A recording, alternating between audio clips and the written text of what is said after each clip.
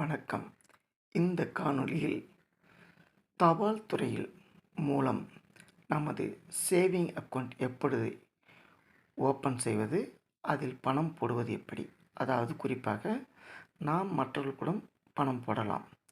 குறிப்பாக இங்கே லக்ஷ்மணன் என்பவர் கே ராமனுக்கு பணம் அனுப்புகிறார். எப்படி அனுப்புகிறார் என்றால், அவர் எஸ்பி அக்கௌண்ட்டுன்றதுக்கு, அதாவது சேவிங் பேங்க். இப்போ நான் பார்த்துருக்கேன், அதில் எஸ்பின்றதுல மேலே டிக் அடிச்சிருக்கோம். அதுக்கடுத்து ஆர்டிக்குது, டேர்ம் டெபாசிட், இது மாதிரி பல்வேறு விதமான செயல்பாடுகள் இருக்கிறது. அதில் பார்த்திங்கன்னா சேவிங் பேங்க் அக்கௌண்ட்டுன்னு அர்த்தம், அதாவது சேமிப்பு வங்கி.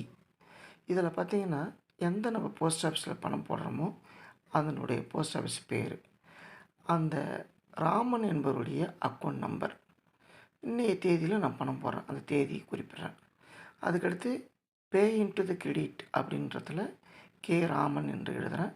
நான் பணமாக கட்ட போகிறதுனால 300 ருபீஸ் நான் போட இருக்கேன், 300 எழுதிக்கிறேன். மீதிலாம் எல்லாம் டேஷ் தான்.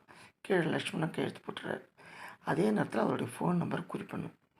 அதன் பிறகு பார்த்திங்கன்னா நம்ம பணம் எப்படி கொடுக்குறோன்றதை இதில் காமிக்கிறோம். 100 ரூபா வந்து ஒரு தாளாகும், 50 ரூபாய் வந்து 2 தாளாகும், 20 ரூபாய் வந்து 5 தாளாகும். மொத்தம் 300 ரூபா செலுத்துகிறேன். இதே இதை நாம் என்ன செய்கிறோம், லெஃப்ட் சைடில் இருக்கக்கூடிய இதுலேயும் நம்ம ஃபில்லப் பண்ணணும்.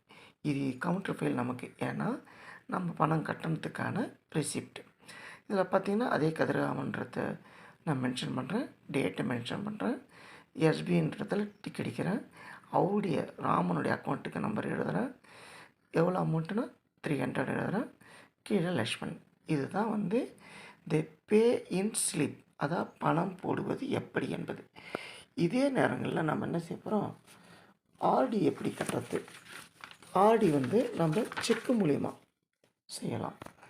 இப்போ நான் பணம் மூலிமா செஞ்ச விஷயத்தை நான் சொன்னேன். இப்போ ஆர்டி அதே அஞ்சலகத்தில், அதாவது போஸ்ட் ஆஃபீஸில் ஆர்டின்றது 2வது காலம், அதில் டிக்கெட் வச்சுருக்கேன்.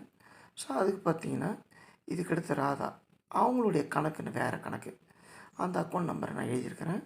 தேதி இன்னைய தேதி, கே ராதாவுக்கு எவ்வளோன்னா மாதம் அவங்க 2000 ரூபா ஆர்டி போடுறாங்க, அதாவது ரெக்கரிங் டெபாசிட், தொடர் வைப்புன்னு அர்த்தம்.